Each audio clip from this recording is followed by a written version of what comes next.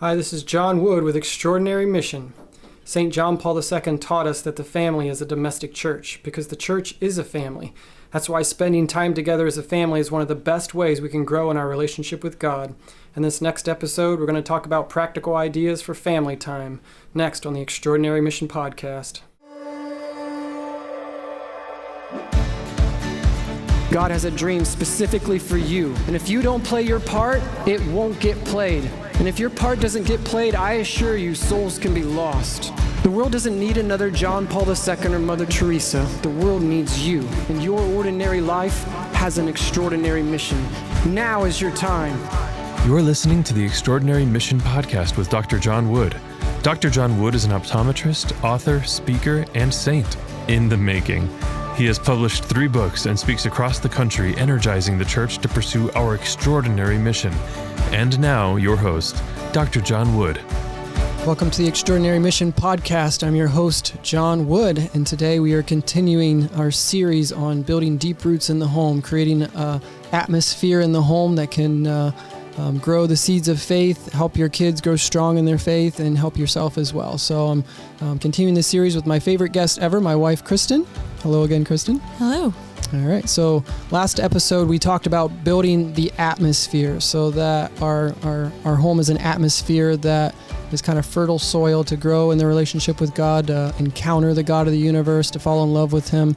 And today we're going to talk about family time. So things we can do together as a family that really help our kids understand who God is. Because as scary as it sounds, our job as parents is really to introduce our kids to the God of the universe. Like the greatest compliment they can give us is, you introduced me to who God is as Father, Son, Holy Spirit. You built that relationship. And so the way we can do that is modeling. And we're not going to be perfect models. I'm not a perfect dad.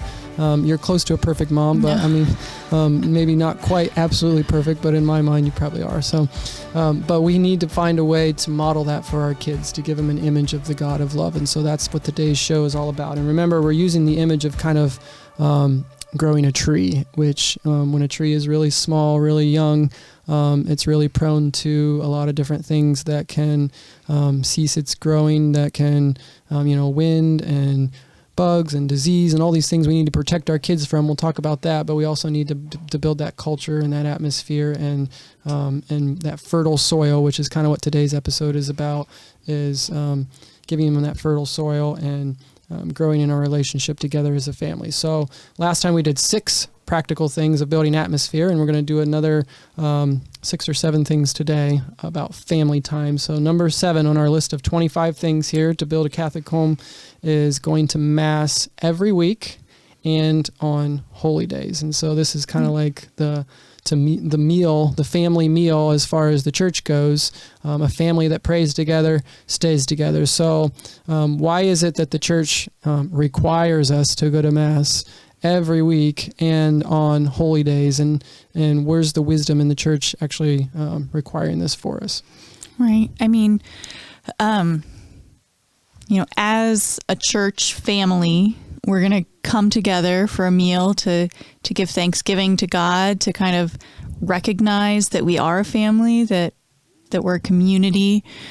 And so if you don't get together regularly, your relationship as a family isn't going to be as strong. So I think it's really important to make that a priority, so that we can show our kids that worshiping God is something important in our lives, giving thanks to God for all that He's given us, and be nourished to go out into the world and to share God's love with everyone that we encounter. Yeah. And so a lot of times people think, well, I don't get anything out of it, or it's not really relevant to my life, or what's in it for me kind of question. But again, it's kind of like it's kind of like saying, well, why do I have to go to grandma's house? What's in it for me? I don't get anything out of it or whatever, well, first of all, you get the wisdom of being around that family.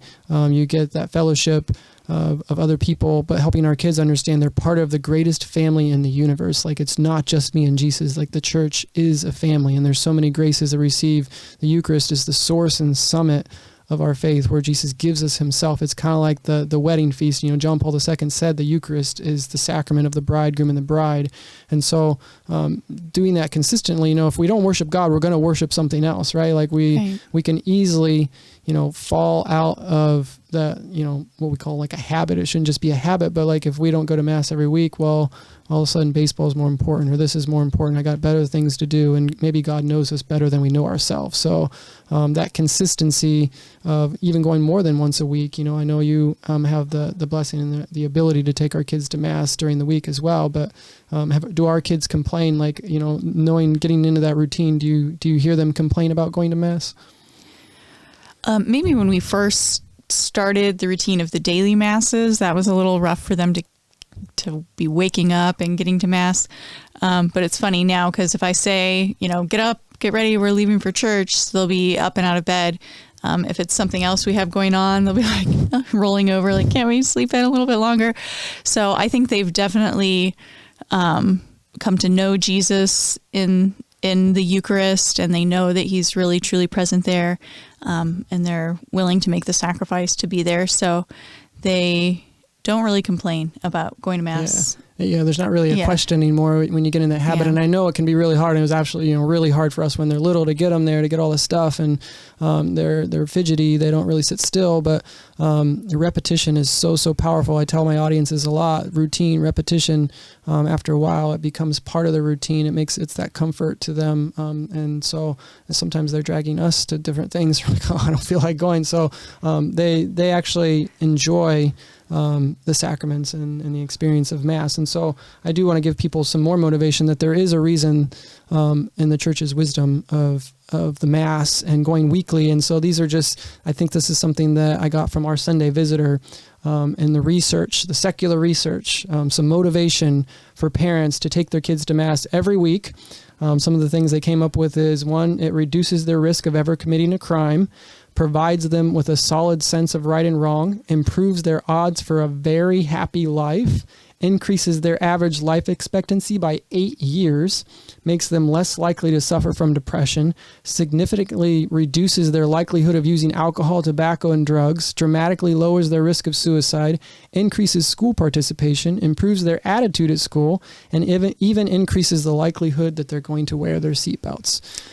So that's pretty convincing argument for me. And this isn't Catholic research. This is secular research, National Institute of Health, Duke University, Indiana University, CDC, Barna Research. So, who doesn't want these things for their kids? So again, sometimes we think it's not relevant to our life, but I would challenge people in that sense to say, well, prove it, because research can tell us that this is healthy for our kids. It's something good, and we should want to provide them with this. So just some inspiration, I guess, to make it a routine, which kind of brings us up to number 8, which is family meals. So not only do we need to come together as a church family, but we also need that family time in our own domestic church and the own family. So talk about the importance of the family meal and how we've tried to try that. And obviously you're not going to be able to do it every day, but to make that a priority to, as much as possible, have meals together as a family. Right. So this is something, it gets a lot more difficult as your kids are getting older. They're starting to get into sports and more outside activities, things that are competing for your time. And it seems like all that stuff, sports practices and events are happening in the evening after school. So it's running into supper time. And so it's just hard to stay focused on making sure you have these family meals.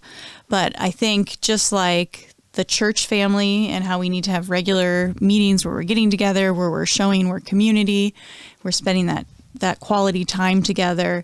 The family meal is really the place where you're interacting as a family. We're able to share, what went on that day, and you're just staying connected.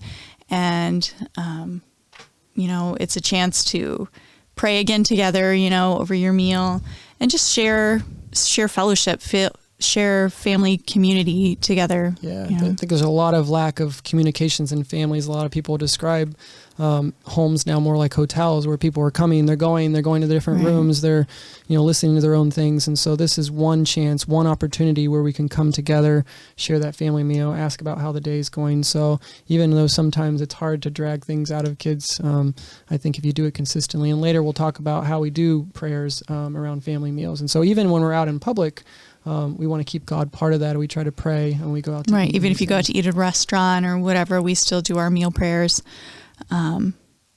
Just, thanking God for the blessing of the food that we have and the time we get to share together. So family meals, that's an important one to keep your family strong, to keep them together. And so number 9 is reconciliation once a month. So Eucharist is so powerful. We do that every week, but reconciliation is also powerful. I've heard it said that in marriage, the 3 most important words, not just I love you, but I forgive you.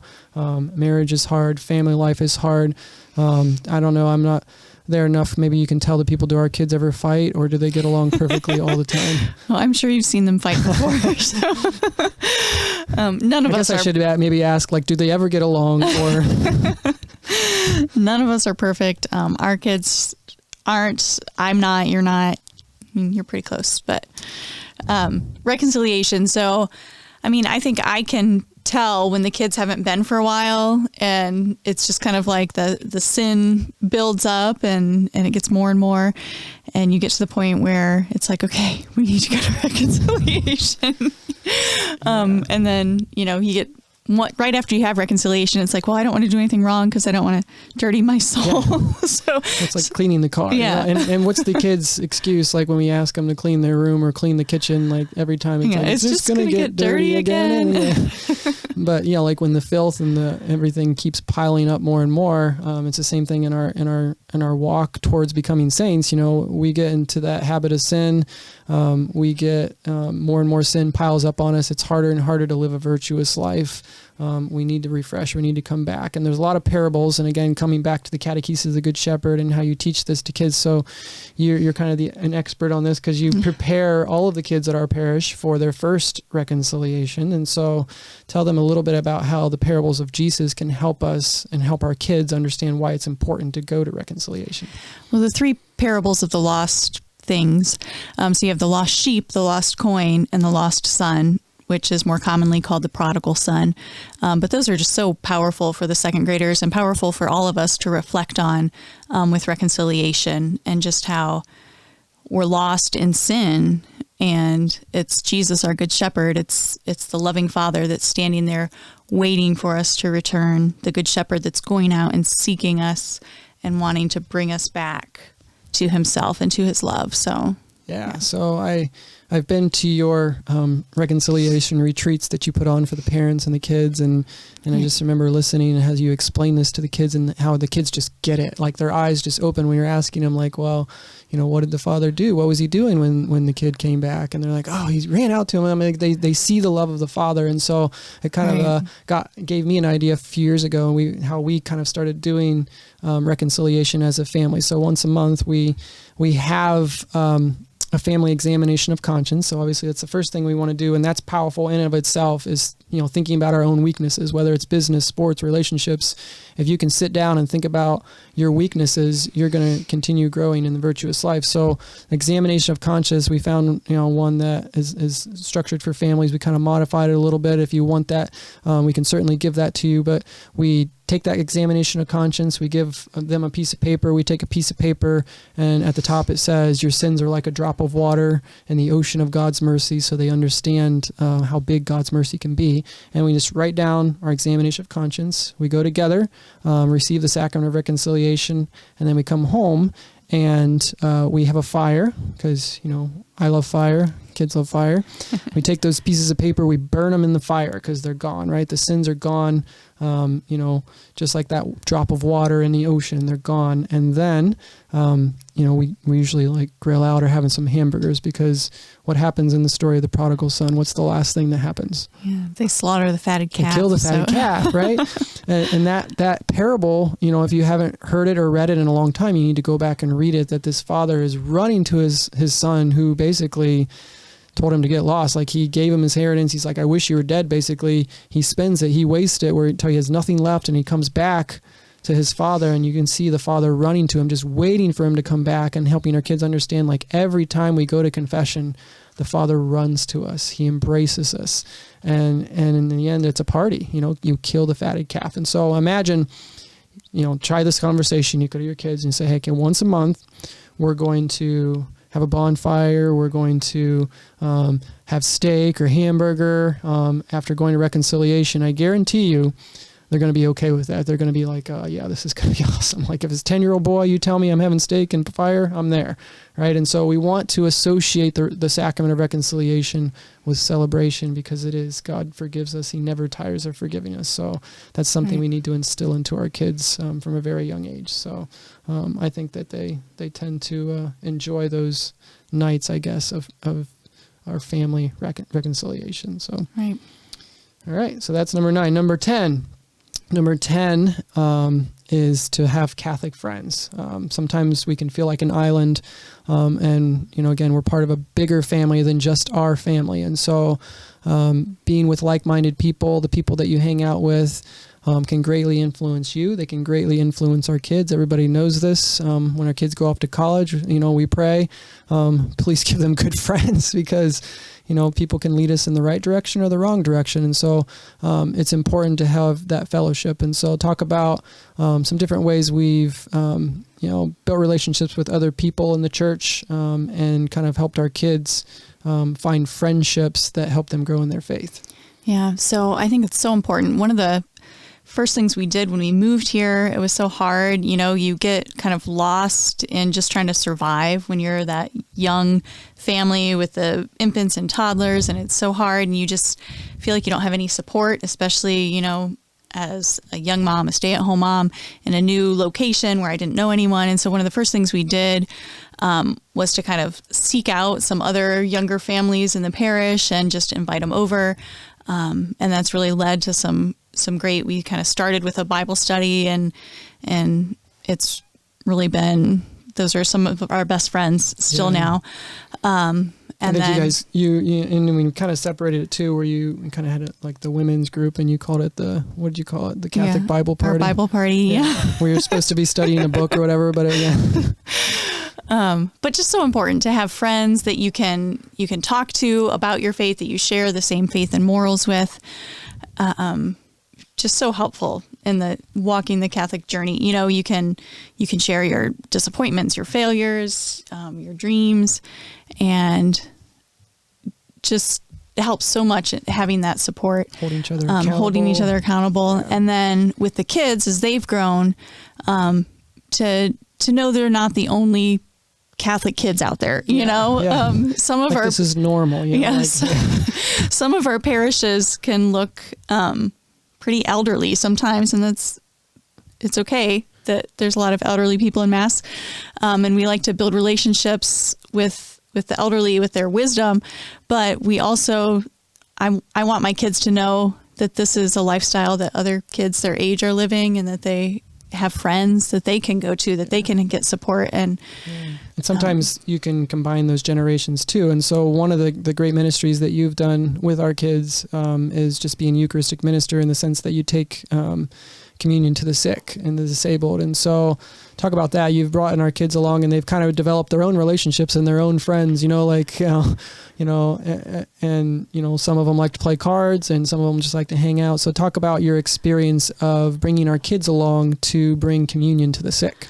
Oh yeah. I think that's been a great service that our kids have been able to do, but it's brought us just as much joy as we've been able to bring to the elderly, the sick that we've brought communion to. One woman that we were bringing communion to for a while had fallen and broken her hip, and she loved playing games, loved playing cards. So 2 of our kids that are really competitive just really took a liking to her. So every time we would take her communion, they would come along. We'd stay for an hour or 2. Sometimes we'd spend all Sunday afternoon at her house just playing cards with her and visiting with her, because she couldn't go out or do anything. So I think they really enjoyed that. Yeah. Our youngest has taken a liking to one of the older gentlemen that we bring communion to. Yeah. And he just loves being entertained by her. He'll just sit and it just lights up his day to have her come, and she'll sing and dance for him, or she'll just cuddle up on the couch beside him sometimes. And it's really cool how and the nurse even told you that, when he was having really bad days and really having a difficult time, she would just tell him, well, think about Mariah, and how, right. So it's just really neat how they can build that relationship. So that's another thing that we encourage you to get out and, do ministry together. And so the other thing we've done that through is these groups called Blue Knights, Little Flowers. There's lots of different organizations. It's kind of like Catholic Boy Scouts and Girl Scouts and things like that, but they come together. So we have a Blue Knights group that a lot of times we do in the summer, and you've kind of led a Little Flowers group that's really developed and flourished in our area over the last how many years. But how has that impacted our kids and being together, and they're growing and trying to live this virtuous life with a group of other people, of boys and girls, which I think is important too, to help the boys kind of come together with other boys and girls to have a little girls group. Right. Yeah. It's been such a support because we've gone out and done service projects together. So we've taken, like, the Little Flowers have gone in Christmas caroling, or they've made Christmas cards for the people in the nursing home or things like that. But just ways to, again, come together, learning the virtues, knowing that you have friends. So the kids have friends that are living this Catholic lifestyle with them. And also just having fun together, but also doing service together. So knowing that, we're all regular people, but knowing that we're there to support each other. Yeah, it's really powerful in teaching them to live the extraordinary mission in the middle of their ordinary lives by doing service, but also having fun and playing games together and building relationships with other friends. And so having like-minded people and like-minded friends, I think, is really powerful, and it helps influence them, because we know friends are a big influence on our kids, so we want them to be around friends that are going to influence them in a good way. So that's number 10 is Catholic friends. Number 11 on our list of 25 practical ways here is to make holidays holy days. And you're really, really good at this. Like you have this creativity to you, and how all the holidays we celebrate, whether it's a meal or some kind of craft or some kind of Jesse tree thing, or so how do you do these? How do you come up with these ideas? And then what are some advice you have for other parents in making the holidays, helping kids remember that the word holiday comes from holy day, that sometimes the secular world tries to steal our holidays, but they're really holy days. And so right. So one of the first things, I think, since our kids,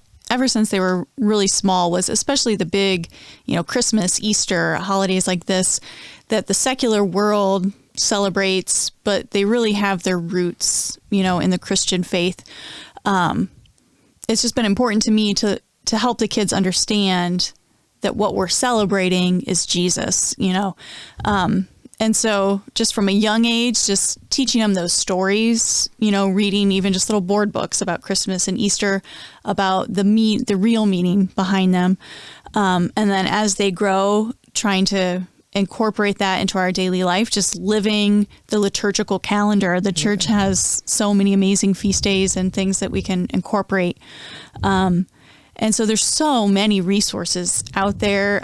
Catholic Icing is a great website that has amazing ideas. Pinterest. I mean, you just type something in for any of these and you'll find amazing craft ideas, snack ideas, things that you can do at home with your kids to make the holidays, the holy days, come alive for them. So for those who are watching on video, I did want to show you one of the projects that she just created and found online after Easter and this resurrection. Our kids love The Hobbit, and so this is like a little Hobbit hole, but it's just like real live plants and creating that resurrection scene. Just this really cool little craft idea that our kids absolutely love, and it's really, really neat. So fairy gardens are kind of big right now in the secular world. So on Catholic Icing, they had this idea to make a resurrection garden instead of a little fairy garden. So we have the little tomb, we have it kind of covered over in moss with some little plants and flowers, and the kids went out in the yard, found some sticks that we hot glued together. We got the cross up there, and we used some of our little figurines of a resurrected Jesus and an angel, Mary Magdalene, coming to the tomb. So a great way a great way to celebrate Easter, because it's not over on Easter Sunday. Exactly, That's just the beginning of the Easter season. It goes all the way up through Pentecost.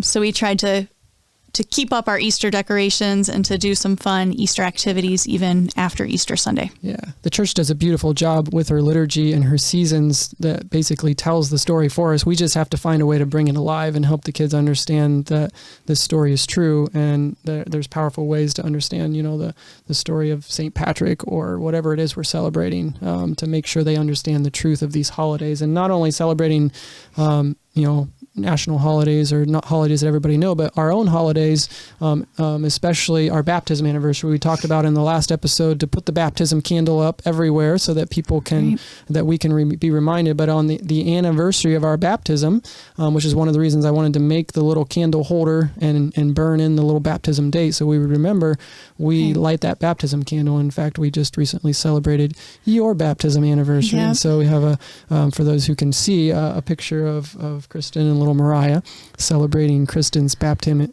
anniversary. But do you think that the kids enjoy that? Is that something that is making an impact on them to remember each year the most important day of their life, really? Oh, definitely.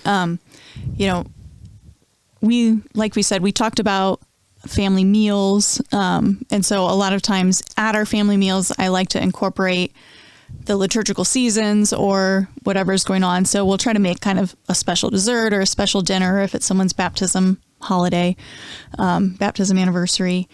And so I think for sure, if we're going to celebrate our birthday, the day we were born, I think it's just or more important to celebrate our being born into eternal life and being adopted into the family of God and understanding that we're going to live forever in heaven. And so to really celebrate that day is really important, I think. Yeah. So it just shows the kids, how important we think that day is, and to remember it so that they know when their baptism anniversary was. Because, most Catholic kids get baptized as infants, and so it's not something that they remember, but it's something we can... And maybe pulling out pictures on that day. You can get out their photo album to remind them. Baptism pictures. Yeah. So that is number 11, making holidays holy days. And so number 12 is praying for each other, not just in our minds, but out loud. And this is one thing that listening to Father John Ricardo is a big influence on me. But one thing he told me was to pray for my kids, set aside a day of the week for each member of our family. And so we've done this. So Isabel's Monday, Isaiah's Tuesday, I'm Wednesday, Mariah's Thursday, Hannah's Friday, and you are Saturday. And so on that day, we are praying for each other, not just in our own individual prayers, but like when we do meals. And again, this was challenging, for me. Father Ricardo said, you're a dad, you need to be praying for your kids out loud. And as parents, we got to correct them, right? We got to tell them that's not right. That's not right. Don't do this.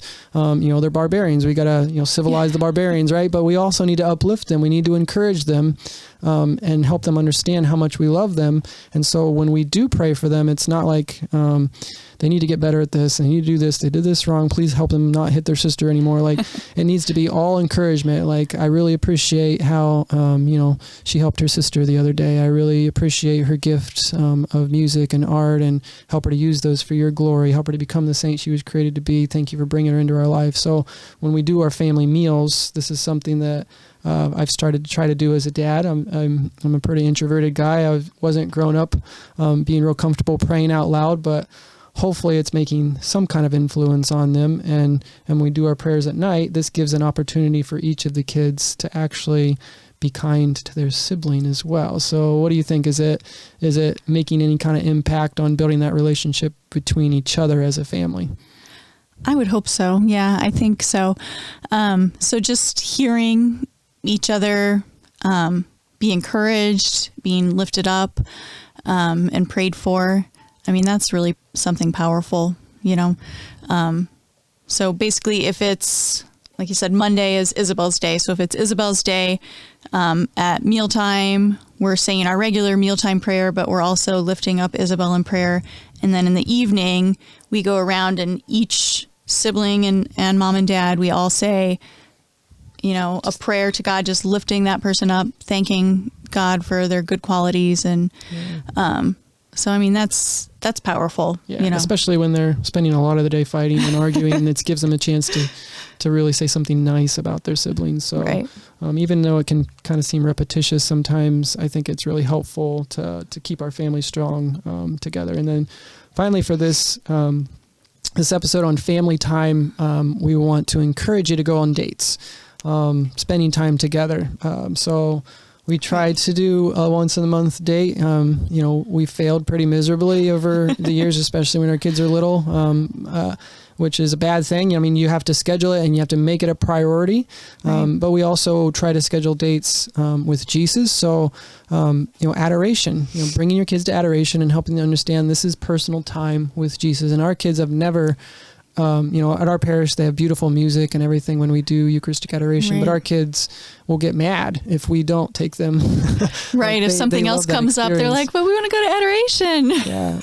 Which again is really powerful to see that they love spending that time with Jesus and they understand it. And so, and also with our kids individually, especially if you have multiple kids, setting aside what we call daddy days or mommy days, giving our kids that opportunity to be with us. As a father, I'm pretty limited, but I want our kids to understand that God the Father is not limited by time or space. They can have a daddy day with him any day of their life. So we try to take them fishing or to get some ice cream at Sweet Frog or whatever.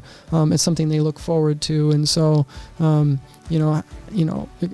talk about that a little bit in your experience of going one-on-one time instead of just doing everything as an entire family together. Right. I think it's so important for the kids, and they feel more loved. When you're taking them just them, they feel like they're more special because they're getting that one-on-one time with mom or dad. They just love it. I mean, It's one of their favorite things, even if we only do it once or twice a year with each kid. It's not something we do a lot, but it's Right. funny to hear them talking in the other room. Like, what did you do? Where did you go? What did you get? Yeah, all the other kids want to know what they did on their daddy day. Yeah. And So make sure you do it equal. Otherwise you're give them all the same thing. So so I think that is really, really important in building a relationship with them and helping them understand that relationship with God. So, Right.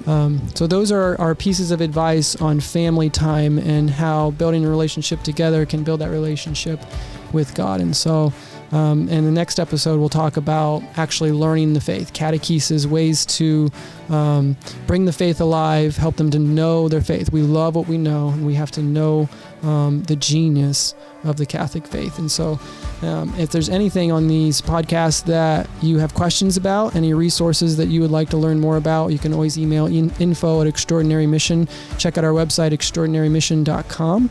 You can check out our Facebook page, Extraordinary Mission. Until the next episode, this is John and Kristen Wood. We're signing off, and we want to inspire you and challenge you to become the saints that you were created to be. Simply try your best and then trust in God's grace to do all the rest. The Extraordinary Mission podcast was brought to you by the Deep Roots Club, a group of people investing their time, talent, and treasures into helping today's families build deep roots of faith that can weather any storm. Find out more at www.extraordinarymission.com/get involved.